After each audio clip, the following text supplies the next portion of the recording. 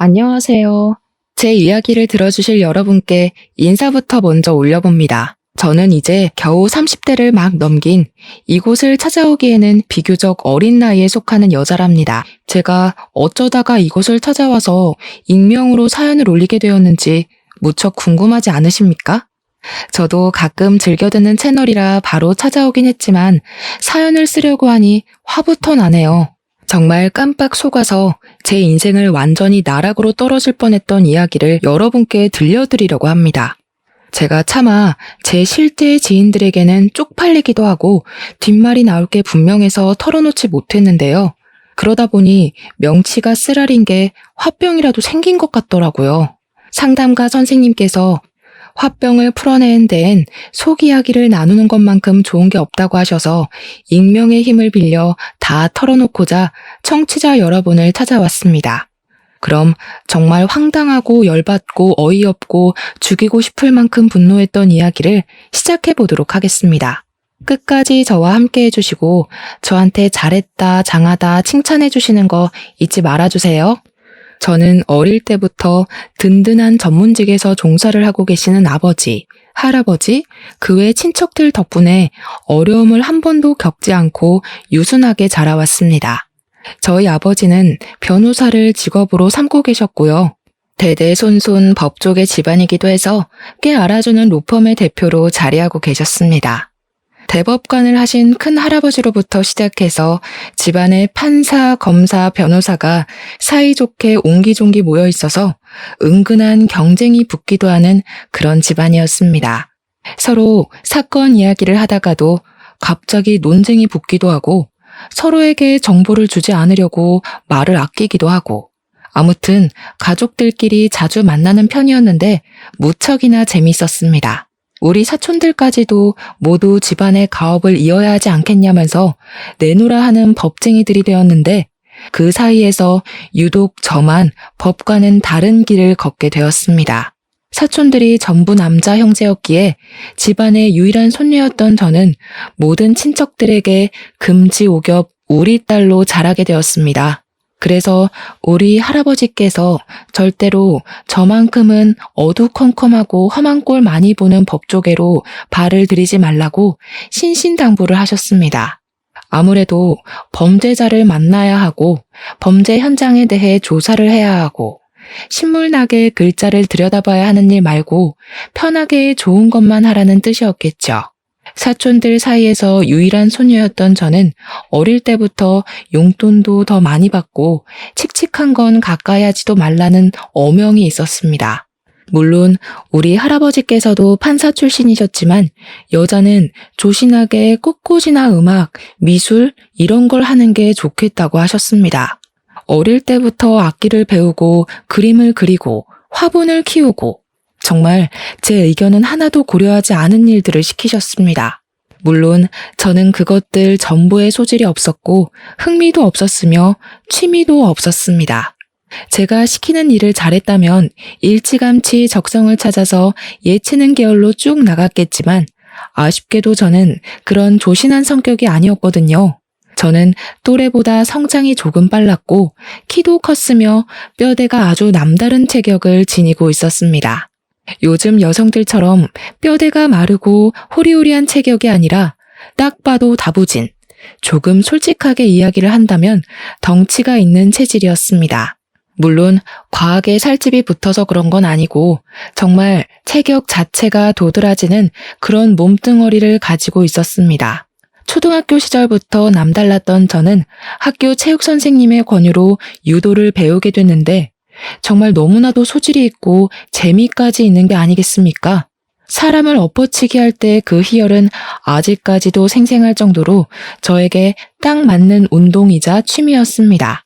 하지만 저희 할아버지께서는 늘 곱고 아름다운 우리 손녀딸, 벌레 한 마리도 죽이지 못하는 우리 손녀딸로 알고 계셨기 때문에 제가 유도를 배우는 건 절대적인 비밀이었습니다.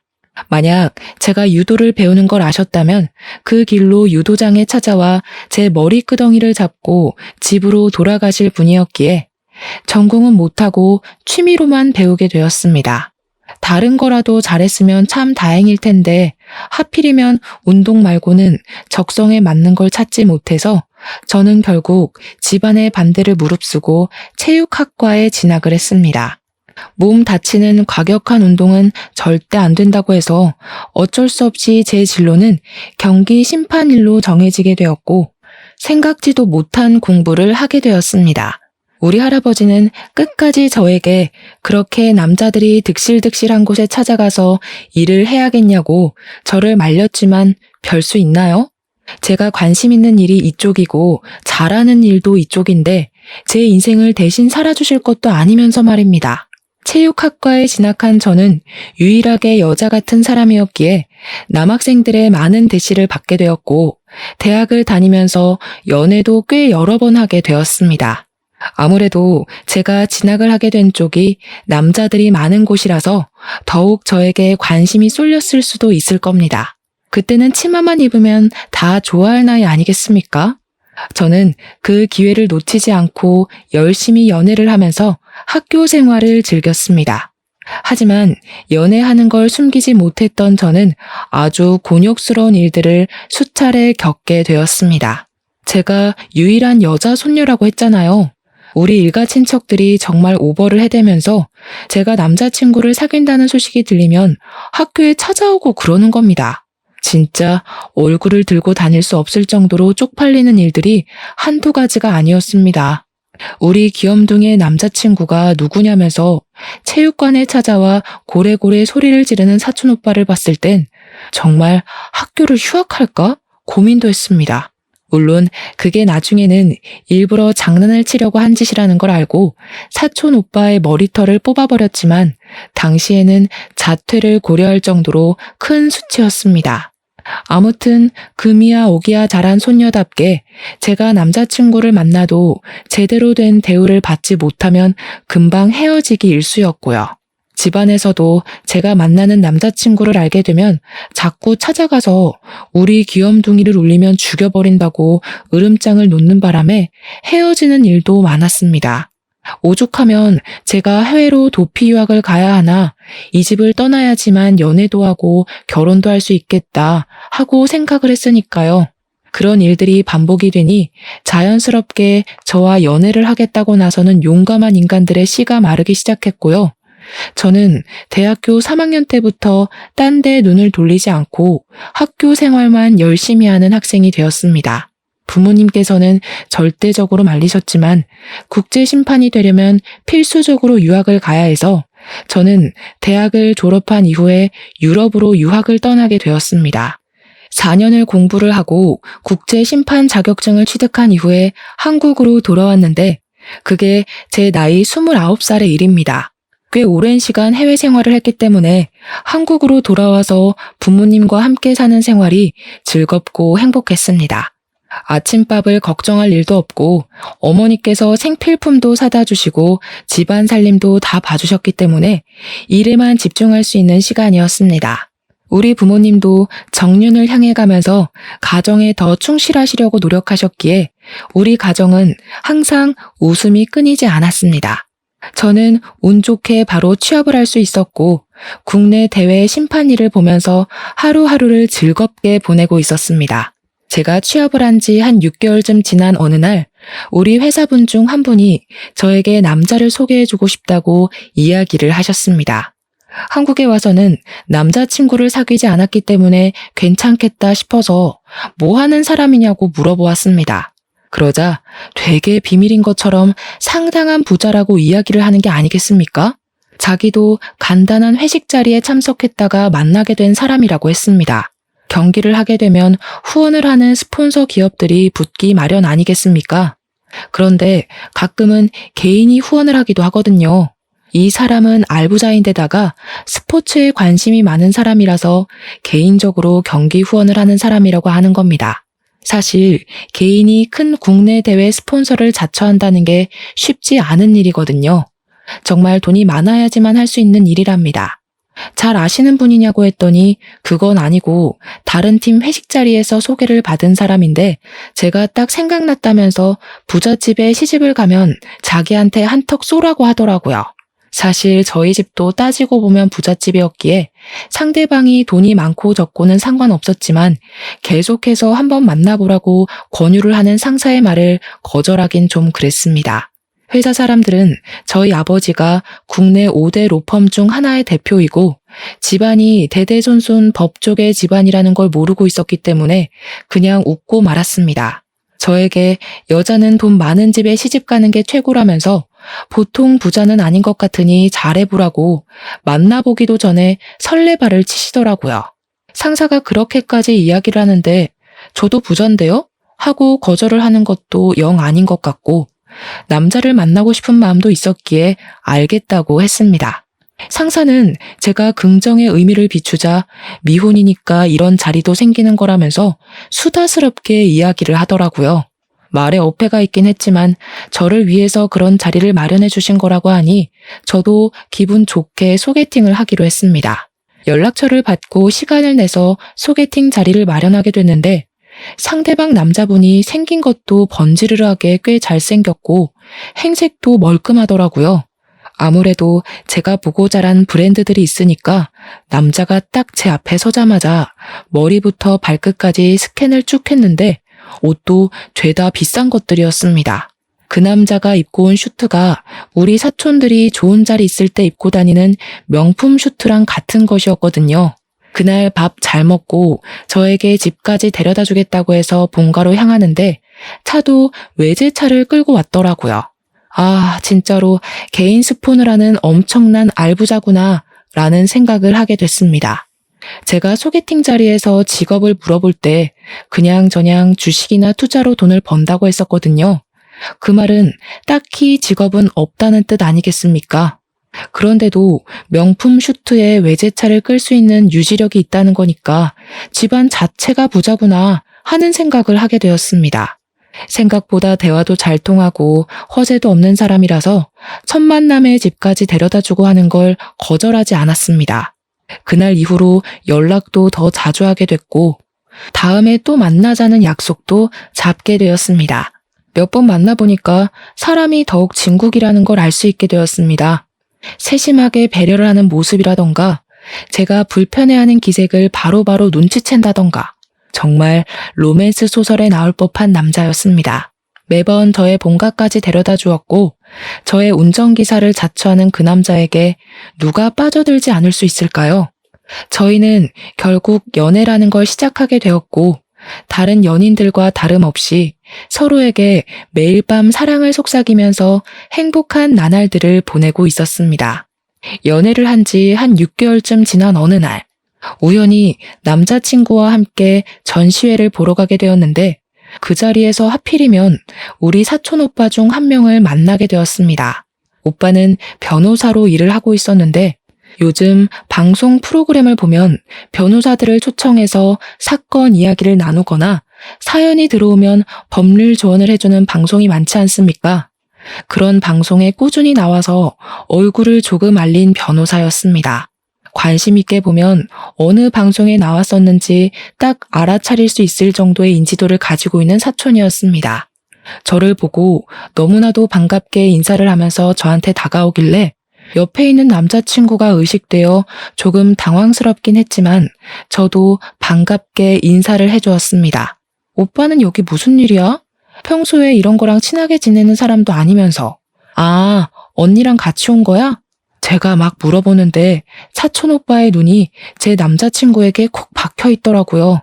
어쩔 수 없이 여기는 내 남자친구라면서 사촌 오빠에게 인사를 시켜주니까 사촌 오빠도 그제야 악수를 청하며 남자친구와 통성명을 했습니다. 사촌 오빠는 결혼을 약속한 여자친구와 함께 전시회를 보러 왔다면서 시간이 없어서 밥이나 커피는 같이 못하겠다고 전시회 천천히 보다 가라며 먼저 자리를 떴습니다. 순간 집안 사람들이 전부 남자친구의 존재를 알게 되겠구나 싶어서 땀이 뻘뻘 흐르는데 예비신랑이 조용히 저한테 물어보더라고요. 저 사람 요즘 방송에 자주 나오는 변호사 아니야? 저 사람이 자기 사촌이라고? 응, 우리 사촌 오빠야. 아버지가 삼형제신데 그중에 둘째 동생 아들. 왜? 아니, 방송 나오신 거 봤거든. 집안이 대대손손 법조계에 있다고 하는 걸 들었는데? 맞아. 우리 집에서 나 빼고는 다들 법조계에서 일하고 있어. 사촌 오빠가 방송에 나와서 몇 번 가족들에 대해서 이야기를 한 적이 있나 보더라고요. 그동안은 제가 사촌들에 대해서 이야기를 한 적이 없었으니 전혀 연관을 짓지 못하고 있다가 우연히 만난 사촌 오빠 때문에 저희 집이 어떤 집안인지 알게 된 것이었습니다. 사실 대대손손 법조계라고 하면 보통 사람들은 부담스러워하긴 하거든요. 하지만 남자친구도 집안이 꽤 부자니까 별로 신경 쓰지 않을 것이라고 생각했습니다. 그건 제 착각이었죠. 남자친구는 저희 집안이 부담스러웠던 건지 뭔지 사촌 오빠를 만난 이후에 이상하게 뜨뜨미지근한 태도를 보였습니다. 간이고 쓸개고 다 빼어줄 것처럼 굴었던 남자친구가 은근히 거리를 두려고 하는 모습에 저에게 정이 떨어졌나 싶어서 속상하기도 했습니다. 저는 참지 않고 솔직하게 말을 해달라고 왜 요즘 거리를 두는 거냐고 물어보니까 화들짝 놀라면서 오해라고 하더라고요. 투자를 하던 주식 하나가 손해를 보게 되어서 요즘 기분이 좋지 않았다고 걱정시켜서 오히려 미안하다고 저에게 사과를 했습니다. 그 뒤로는 또 잘해주길래 정말 투자 때문에 그런가 보다 하고 생각하게 되었어요. 하지만 간혹 가다가 이상한 기분이 들 때도 있었습니다. 예를 들면 남자친구가 자기는 미국 유학을 다녀왔다고 이야기를 했는데 동부 서부를 헷갈려 하더라고요. 거기다가 저도 유럽권으로 유학을 갔다 와서 영어를 더 많이 썼었는데 예비 신랑은 미국으로 다녀와 놓고도 영어를 잘 하지 못했고요. 한인타운에서 생활해서 그렇다고 하는데 아니 학교 수업은 영어로 받지 않겠습니까? 좀 아리송한 느낌이 들었습니다. 과거 이야기를 하면 은근히 불편한 기색을 보이기도 하고 해서 뭔가 제가 알면 안 되는 사정이 있는 것 같다는 느낌을 지우지 못하고 그냥 넘어가게 됐죠. 예비 신랑이 상당히 언변이 좋았기 때문에 금방 다른 주제로 확확 넘어갔기에 저는 별 의심을 하지 않고 넘어가게 되었습니다. 그래도 헤어질 만한 일은 아니었기에 1년을 넘게 연애를 하게 되었고 변호사 사촌 오빠가 입을 다물고 있다가 새해에 친척들이 다 모인 곳에서 폭탄을 터뜨렸습니다. 저를 보고 개구지게 웃더니 남자친구랑 결혼은 안 하냐고 이야기를 해버린 거죠. 당연히 모든 친척들의 시선이 저에게 확 쏠리게 되었습니다. 우리 귀염둥이의 남자친구가 누구냐면서 이 자리에 데리고 나왔어야지 왜 안 왔냐고 남자는 남자가 봐야 된다. 얼굴 한번 보자 난리가 났습니다. 저한테 폭탄을 넘긴 사촌 오빠를 보면서 이를 뿌듯 갈고 남자친구랑 이야기를 잘 해보고 다음 모임 때는 데려와 보겠다고 했습니다. 저는 남자친구를 만나서 집에서 있었던 일을 이야기하면서 다음번 모임 때 같이 가자고 이야기를 하니까 난감해하는 거 아니겠습니까?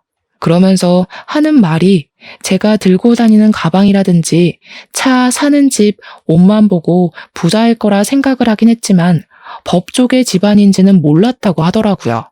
저는 솔직히 그게 무슨 문제가 되나 싶어서 이해를 하지 못했습니다. 우리 집에서 보자고 하니까 같이 가자고 한 것뿐이니까요. 하지만 남자친구는 아직 만난 지 1년밖에 되지 않았으니 천천히 했으면 좋겠다고 부담스럽다고 했습니다. 며칠 전까지만 해도 언제 결혼하냐, 빨리 가정을 꾸리고 싶다고 노래를 불렀던 것 같은데 갑자기 저러니 이상했습니다. 하지만 누구라도 저희 집이 부담스러울 수 있다고 생각이 들기도 해서 그냥 넘어갔습니다.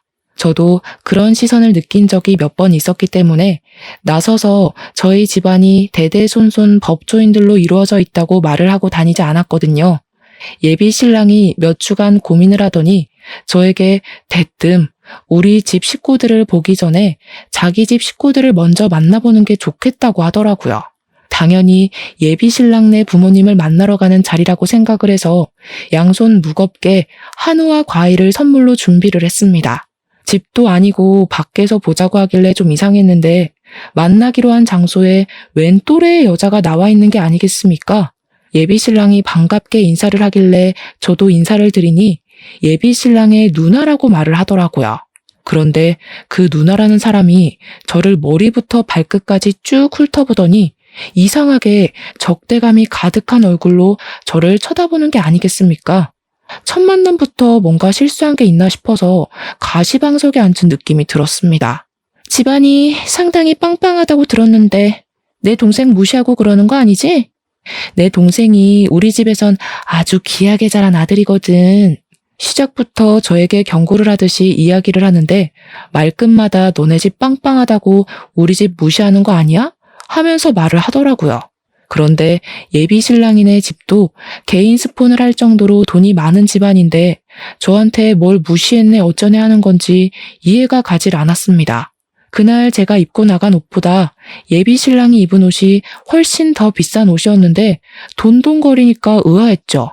민준 씨네 집도 상당한 재력가 집안인 걸로 알고 있는데 제가 뭐라고 집안을 무시하고 그러겠어요. 아, 그렇지. 맞아. 내가 요즘 뭐 집에 잘 안 들어가서 모르겠지만 아무튼 그냥 하는 소리야. 우리 귀한 동생이 기죽을까 봐. 그래서 제가 조용한 예비 신랑한테 친누나 맞냐고 집에 안 들어갔다고 사정을 모른다는 게 무슨 소리냐고 의심하며 이야기하니까 예비 신랑이 당황해 하더라고요. 그러면서 사실은 사촌 누나라고 소개를 하는데 어이가 없는 거예요.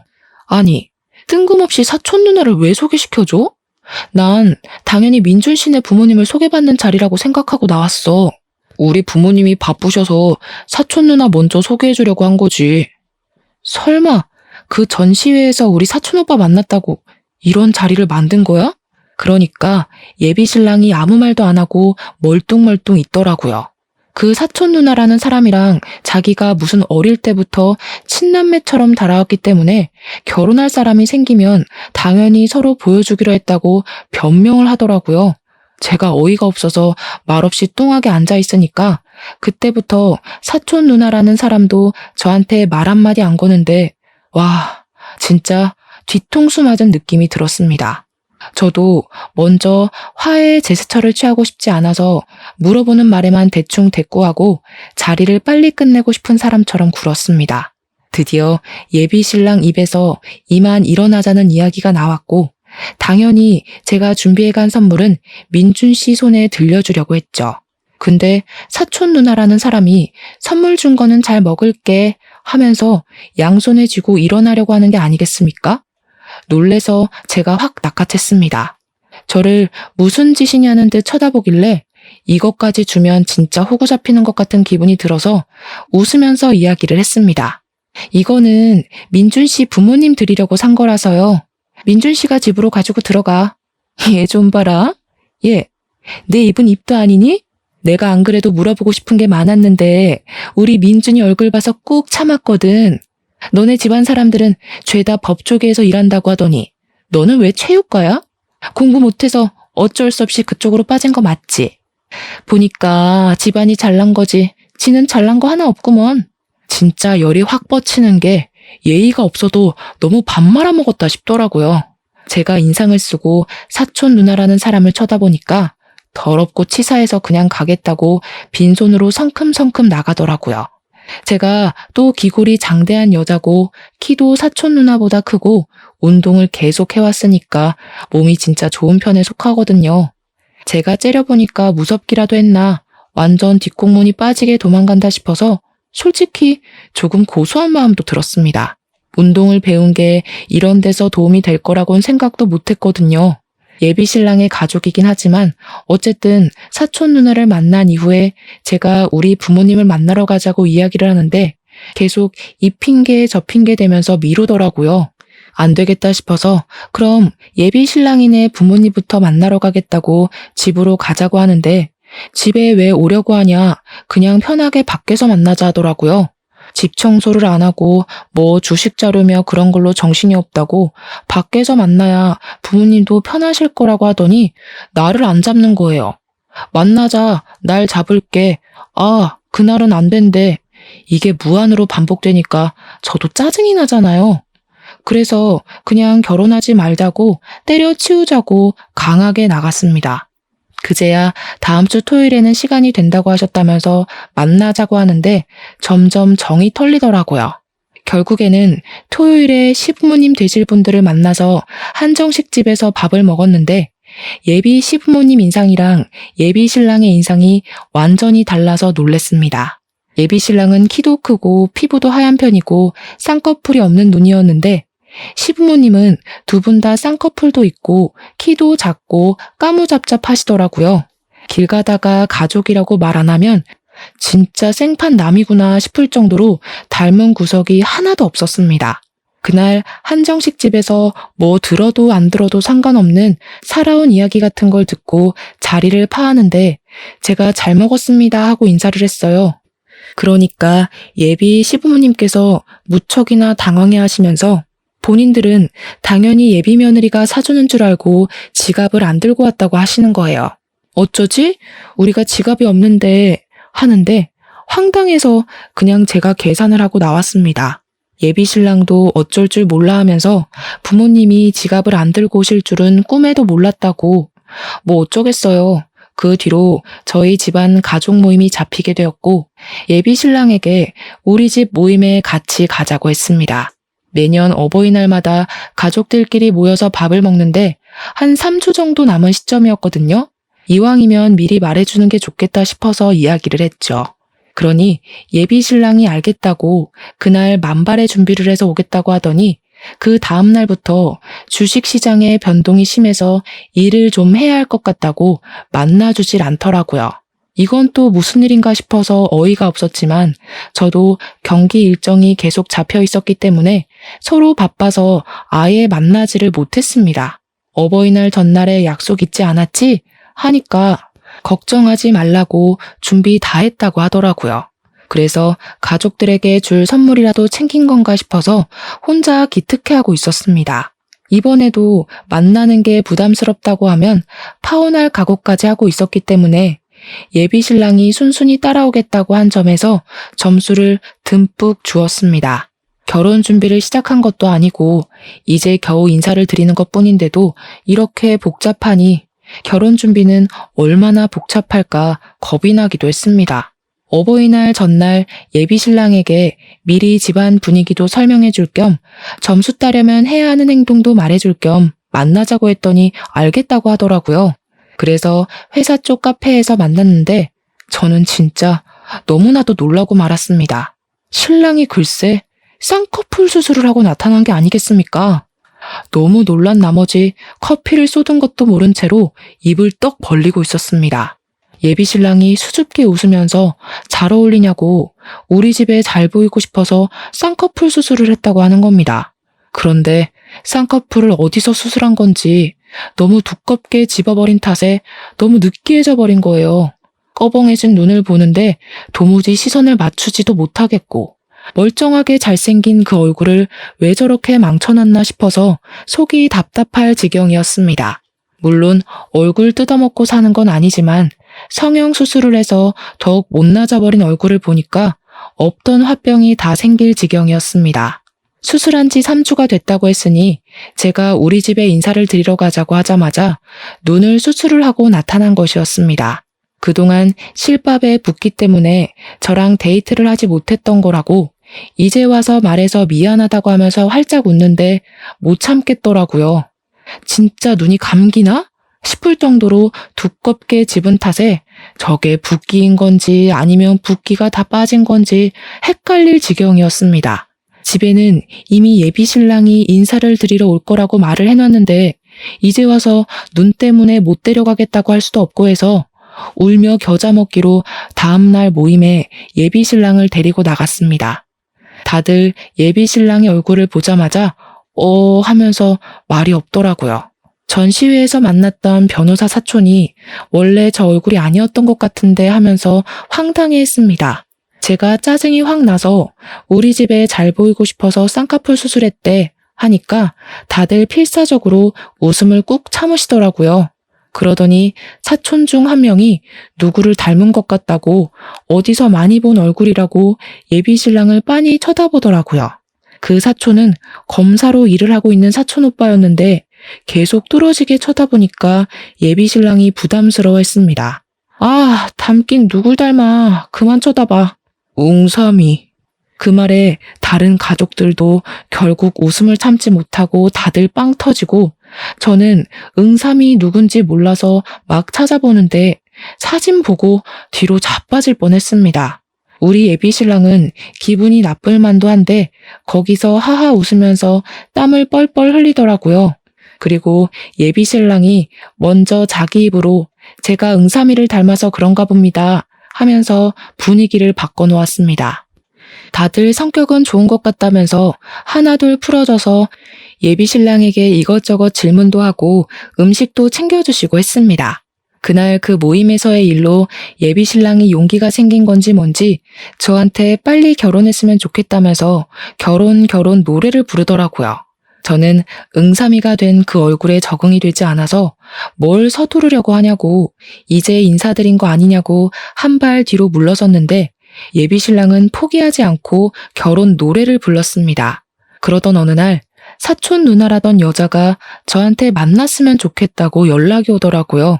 더 이상 볼 일이 없을 거라고 생각했는데 꼭 할 말이 있다고 저를 부르길래 어쩔 수 없이 자리에 나가게 되었습니다.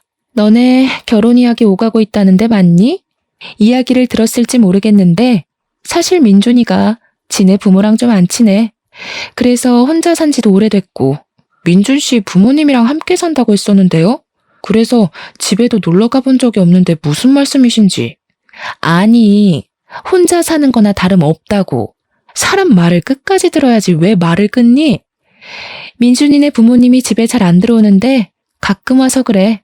그런데 사촌 누나분이시라는 분은 외가 쪽 친척이에요? 친가 쪽 친척이에요? 지금 그게 중요하니? 중요한 건 그게 아니라 내가 민준이랑 제일 친한 가족이고 내가 너한테 부탁할 게 있어서 좀 보자고 한 거야. 다른 건 아니고 내가 민준이한테 그간 빌려준 돈도 좀 있고 내가 돈이 급해서 그런데 돈 좀 해줘. 저는 순간 저한테 돈이라도 맡겨놓은 줄 알고 깜짝 놀랐습니다. 민준 씨에게 빌린 돈이 있으면 당연히 민준 씨에게 받으셔야지. 그걸 왜 저한테 달라고 하세요? 민준이한테 이야기 못 들었어? 요즘 주식 상황이 별로 좋지 못해서 민준이 투자금 회수하는 게 좀 버겁다고 하더라. 어차피 너네 예단 예물 그런 거 다 할 거 아니야?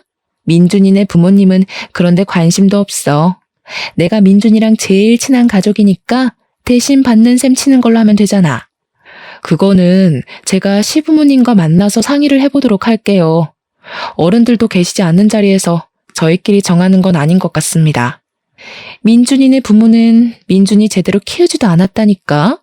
그 부모들은 받을 자격이 없는 사람들이야. 내가 민준이 업어 키운 거나 마찬가지인데 내가 받아야 하지 않겠어? 당당하게 이야기를 하는데 이게 무슨 콩가루 집안인가 싶더라고요. 계속 말을 이어가 봐야 저한테 불리할 것 같다는 생각이 들어서 시댁에서 저에게 해주는 게 없다면 저도 딱히 준비할 맘 없다고 선을 그었습니다.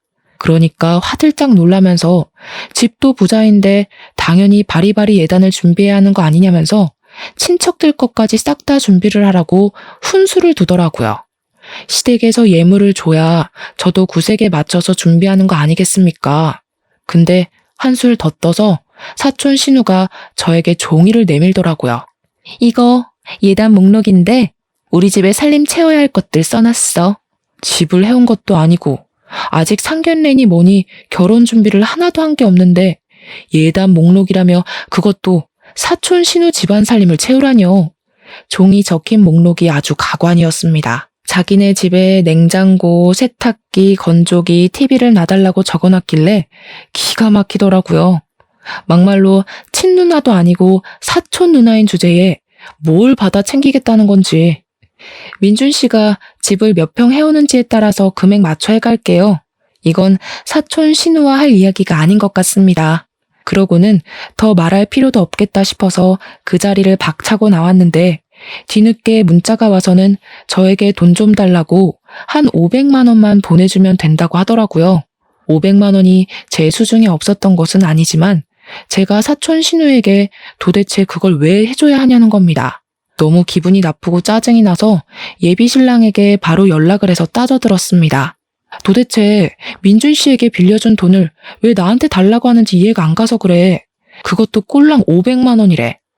민준 씨 개인 스폰도 하는 사람 아니었어? 입고 다니는 옷 한 벌 값이잖아. 그 돈.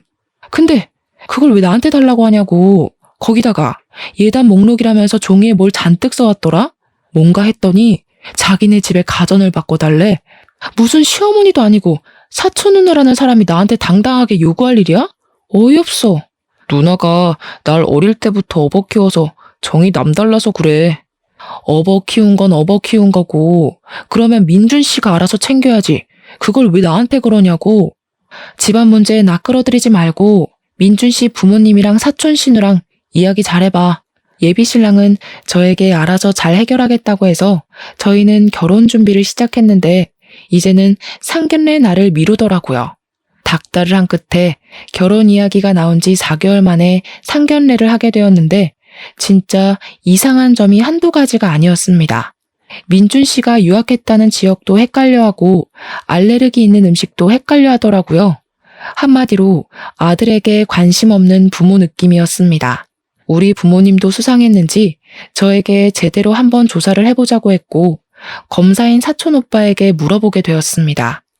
저는 뒷조사를 한다는 게 그것도 개인의 일을 위해 공권력을 사용한다는 게 마음에 걸렸지만 사촌 오빠도 이상했다면서 해보자고 하더라고요. 그런데 아무리 찾아봐도 민준 씨 이름으로 뭐가 나오는 게 없다는 겁니다. 심지어 나온 대학까지 뒤졌는데 민준이라는 이름의 동명이인만 있고 제 예비 신랑은 없더라고요. 영 수상해서 유학 가기 전에 땡땡 대학을 다녔다고 하지 않았냐고 예비 신랑에게 물어보니까 대답을 회피하더니 사실은 본 캠퍼스가 아니라 사이버 대학을 나왔대요.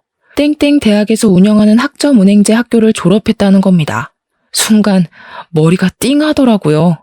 그 와중에 사촌 누나라는 사람은 저에게 명품백을 사달라며 문자로 타령을 하고 있고 이 결혼은 아니다 싶어서 접기로 결심을 했습니다.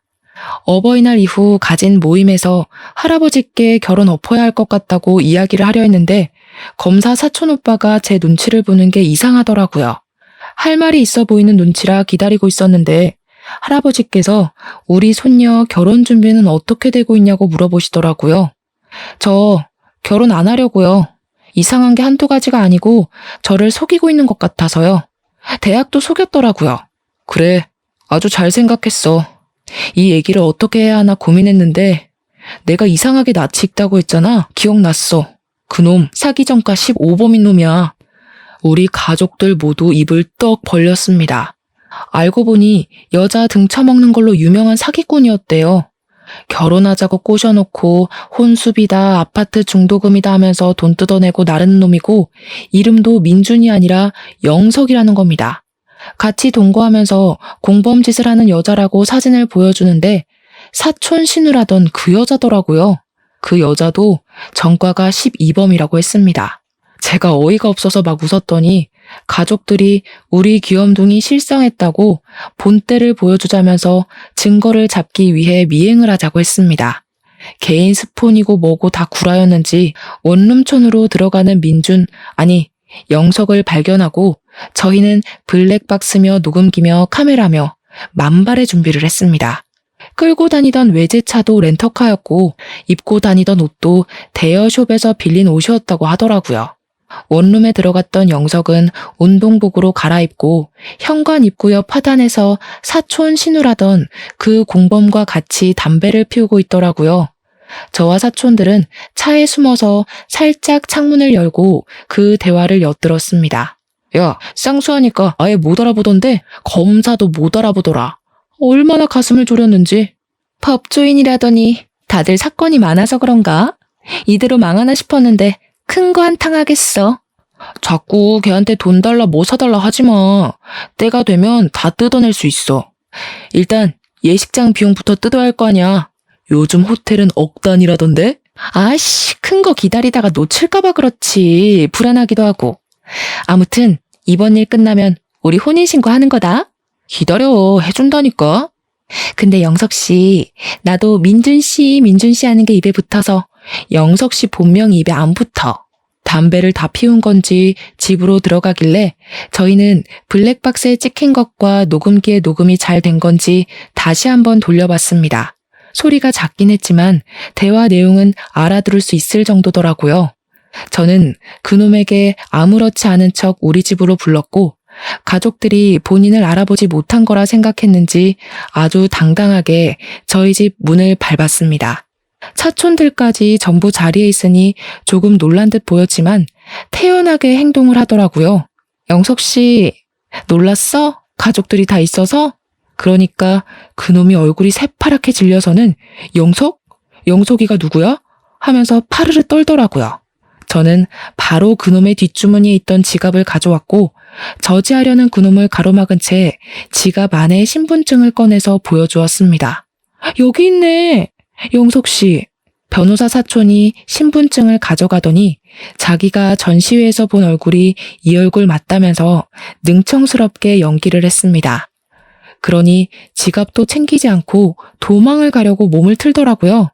제가 뒷덜미를 잡고 들배지기로 들어올려 몸을 틀어서 넘어뜨렸습니다. 우리 할아버지께서 박수를 짝짝 치시면서 우리 손녀딸 기술이 아주 고급이라고 대단하다고 해주셨죠. 저는 사기꾼에게 모든 진술을 다 하라고 협박을 했더니 그제야 저희 사촌들의 귀에 팍 눌려서는 잘못했다고 빌더라고요. 경찰에 바로 신고를 해서 여기 사기꾼이 있으니 잡아가라고 했고 사기꾼은 저에게 한 번만 봐달라고 눈앞에 나타나지 않겠다고 했지만 저는 조용히 그놈을 경찰에게 인계했습니다.